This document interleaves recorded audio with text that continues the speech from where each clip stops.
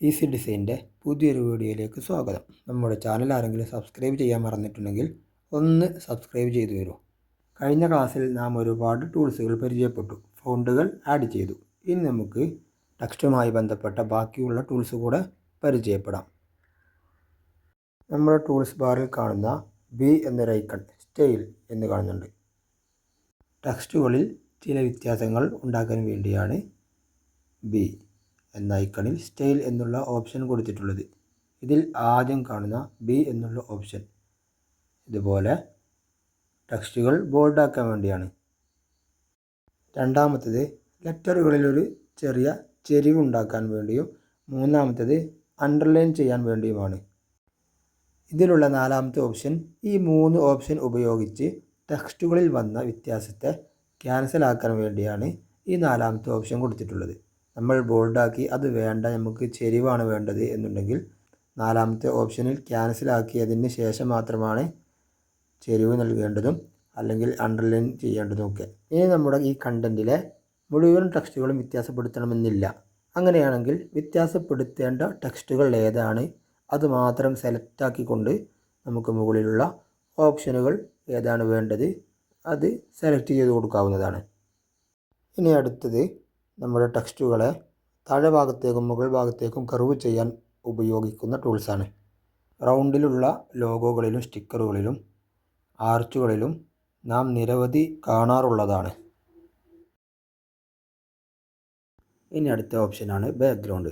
ഇത് നമ്മുടെ ടെക്സ്റ്റിലെ ബാക്ക്ഗ്രൗണ്ടാണ്, പേജിലെ ബാക്ക്ഗ്രൗണ്ട് അല്ല. ഇത് ഓൺ ചെയ്യുമ്പോൾ നമ്മുടെ സെലക്ട് ബാറിൻ്റെ അതേ വലുപ്പത്തിൽ തന്നെ ഒരു ബോർഡർ നമുക്ക് കാണാം. ഇതിൽ കാണുന്ന കളറുകൾ ബോർഡറിൻ്റെ നിറം മാറ്റി കൊടുക്കാനുള്ള കളറുകളാണ്. ഇനി ഇതിൻ്റെ താഴെയുള്ള ഓപ്ഷനുകൾ നമ്മുടെ ബോർഡറിൻ്റെ വലുപ്പം സൈസ് ക്രമപ്പെടുത്താനാണ്. നമുക്ക് ഏത് ഭാഗത്തേക്ക് കൂടുതലാണോ അതോ കുറവാണോ വേണ്ടത് അത് നമുക്കിതിവിടെ ക്രമപ്പെടുത്താം. ഇത് ലെഫ്റ്റ് ഭാഗത്തേക്ക്. ഇനി ഇതിൻ്റെ താഴെ നോക്കിയാൽ റൈറ്റ് ഭാഗത്തേക്കും അതുപോലെ തന്നെ മുകൾ ഭാഗത്തേക്കും താഴെ ഭാഗത്തേക്കുമൊക്കെ ഇതുപോലെ തന്നെ ക്രമപ്പെടുത്താനുള്ള ഓപ്ഷനുകൾ ഇതിലുണ്ട്.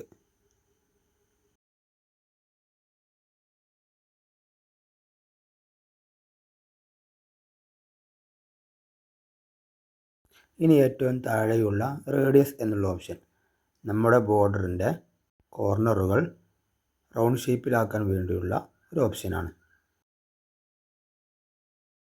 ഇനി നമ്മൾ പരിചയപ്പെടാൻ പോകുന്ന ടൂൾസാണ് അലൈൻമെൻറ്റ്. അതായത് നമ്മുടെ ടെക്സ്റ്റുകളെ ഒരു അടുക്കും ചുറ്റയോടുകൂടി ക്രമീകരിക്കുക. അലൈൻമെൻറ്റുകൾ ശ്രദ്ധിക്കുന്നവരാണെങ്കിൽ നമ്മുടെ പോസ്റ്ററുകൾ വളരെ മികച്ചതായിരിക്കും, മറ്റുള്ളവരെ ആകർഷിക്കുന്നതുമായിരിക്കും. എന്നാൽ അധികം ആളുകളുടെയും പോസ്റ്ററുകൾ വൃത്തികേടാകാൻ കാരണം തന്നെ അലൈൻമെൻറ്റുകൾ ശ്രദ്ധിക്കാത്തത് കൊണ്ടാണ്. അലൈൻമെൻറ്റുകൾ ഒരുപാട് പഠിക്കാനുണ്ടെങ്കിലും നമുക്ക് അത്യാവശ്യമുള്ള 3 തരം അലൈൻമെൻറ്റുകൾ നമുക്ക് പരിചയപ്പെടാം. നമ്മുടെ വർക്കിലുള്ള ടെക്സ്റ്റ് ഏത് ഭാഗത്തേക്കാണ് ക്രമപ്പെടുത്തേണ്ടത്, ഇതാണ് അലൈൻമെൻറ്റ് കൊണ്ട് ഉദ്ദേശിക്കുന്നത്. ഇവിടെ നമുക്ക് നമ്മുടെ ടൂൾസ് ബാറിൻ്റെ വലതു ഭാഗത്തേക്കും ഇടതു ഭാഗത്തേക്കും ഇനി ഏറ്റവും സെൻറ്റർ പോയിൻറ്റിലാണ് ക്രമപ്പെടുത്തേണ്ടത് എങ്കിൽ അങ്ങനെ 3 രൂപത്തിൽ ഇവിടെ നമുക്ക് ക്രമപ്പെടുത്താം. ഇതിലുള്ള ഓരോ ഓപ്ഷൻ എടുക്കുമ്പോഴും ടെക്സ്റ്റിലുള്ള വ്യത്യാസം ഇതുപോലെ മാറ്റം വരുന്നതായിട്ട് നമുക്ക് കാണാം. അടുത്ത ഓപ്ഷൻ സ്പേസിംഗ്. നമ്മുടെ ലെറ്ററുകളിലും വേർഡുകളിലും സ്പേസ് ചെയ്യുന്നതിന് വേണ്ടിയാണ്. ലെറ്ററുകളിൽ സ്പേസ് ചെയ്യുക എന്ന് പറയുമ്പോൾ ഓരോ ലെറ്ററും സ്പേസ് ചെയ്യാൻ കഴിയും. എന്നാൽ വേർഡുകളിലാവുമ്പോൾ ടെക്സ്റ്റുകളിൽ സ്പേസ് കൊടുത്ത ഭാഗത്ത് മാത്രമാണ് ഈ ഓപ്ഷനിൽ സ്പേസ് കൂടുന്നത്. ഇനി അടുത്ത ഓപ്ഷൻ ലൈൻ സ്പേസിംഗ് ആണ്. നമ്മുടെ വരികളുടെ സ്പേസ് അഡ്ജസ്റ്റ് ചെയ്യാൻ വേണ്ടി. ഇനി അടുത്തതായി നമ്മൾ പരിചയപ്പെടാൻ പോകുന്ന ഓപ്ഷനാണ് ടൂൾസാണ് സ്ട്രോക്ക്. നമ്മുടെ ടെക്സ്റ്റുകൾക്ക് ബോർഡർ നൽകുക അതല്ലെങ്കിൽ ഔട്ട്ലൈൻ നൽകുക. ഇതാണ് ഈ ടൂൾസ് കൊണ്ട് ഉദ്ദേശിക്കുന്നത്. ഇത് നമുക്കിതുപോലെ കൂട്ടി കൊടുക്കാനും ഇനി സ്ട്രോക്കിൻ്റെ കളർ ചേഞ്ച് ചെയ്ത് കൊടുക്കാനും നമുക്ക് ഈ ഓപ്ഷനിലൂടെ സാധിക്കും. ഇനി അടുത്തത് നമ്മൾ പരിചയപ്പെടുന്നത് ഷാഡോ എന്നുള്ള ഓപ്ഷനാണ്. നമ്മുടെ ടെക്സ്റ്റുകൾക്ക് ഒരു നിഴൽ എഫക്റ്റ് കൊണ്ടുവരുന്നതിന് വേണ്ടിയാണ് ഈ ഓപ്ഷൻ ഉപയോഗിക്കുന്നത്.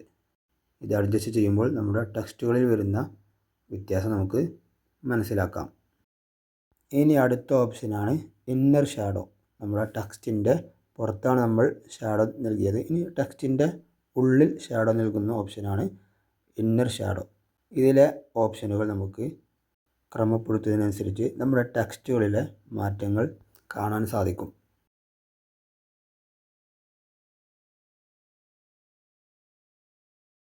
അടുത്ത ടൂൾസ് എംബോസ്. ബാക്ക്ഗ്രൗണ്ടിൽ നിന്ന് ഉയർന്നു കിടക്കുന്ന ചിത്രങ്ങൾക്കാണ് എംബോസ് ചിത്രങ്ങൾ എന്ന് പറയുക. ഇത് നമ്മൾ കൊത്തുപണികളിലൂടെയും അല്ലെങ്കിൽ നമ്മുടെ ഡ്രസ്സിൽ തുന്നി പിടിപ്പിച്ചൊക്കെ നമ്മൾ ഒരുപാട് കണ്ടിട്ടുണ്ട്. ഈ എംബോസ് എഫക്റ്റാണ് നമ്മുടെ ടെക്സ്റ്റുകളിൽ നമ്മൾ കൊണ്ടുവരാൻ പോകുന്നത്. ഇത് എനബിൾ ചെയ്യുമ്പോൾ തന്നെ നമ്മുടെ ടെക്സ്റ്റുകൾ പ്രതലത്തിൽ നിന്ന് അല്പം ഉയർന്നതായി എഫക്റ്റ് ചെയ്യുന്നുണ്ട്.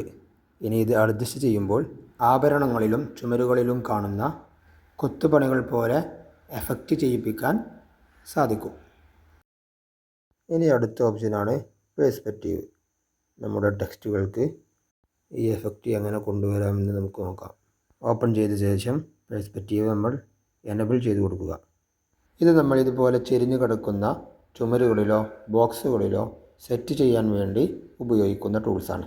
നമ്മുടെ ക്രിയേറ്റിവിറ്റിക്കനുസരിച്ച് നമ്മുടെ പോസ്റ്ററുകളിൽ നമുക്ക് ഇതുപോലെ ഈ എഫക്റ്റ് കൊണ്ടുവരാം. പേഴ്സ്പെക്റ്റീവ് ഓൺ ചെയ്ത ശേഷം ഇതിൻ്റെ 4 കോർണറുകളിലും പിടിച്ച് നമുക്ക് ഇതുപോലെ സെറ്റ് ചെയ്യാൻ സാധിക്കുന്നതാണ്. ഇത് എനബിൾ ചെയ്താൽ മാത്രമാണ് ഈ എഫക്റ്റ് നമ്മുടെ പേജിൽ വരികയുള്ളൂ. ഇനി അടുത്ത ഓപ്ഷൻ 3D റൊട്ടേറ്റ്. നമുക്കിതുപോലെ നമ്മുടെ ടെക്സ്റ്റുകളെ 3D എഫക്റ്റിൽ റൊട്ടേറ്റ് ചെയ്യാൻ ഉപയോഗിക്കുന്ന ടൂൾസാണ് 3D റൊട്ടേറ്റ്. ടെക്സ്റ്റുമായി ബന്ധപ്പെട്ട അല്പം ടൂൾസ് കൂടെ പരിചയപ്പെടാനുണ്ട്. നന്നായി പ്രാക്ടീസ് ചെയ്ത ശേഷം ആ ടൂൾസുകൾ കൂടെ നമുക്ക് പരിചയപ്പെടാം.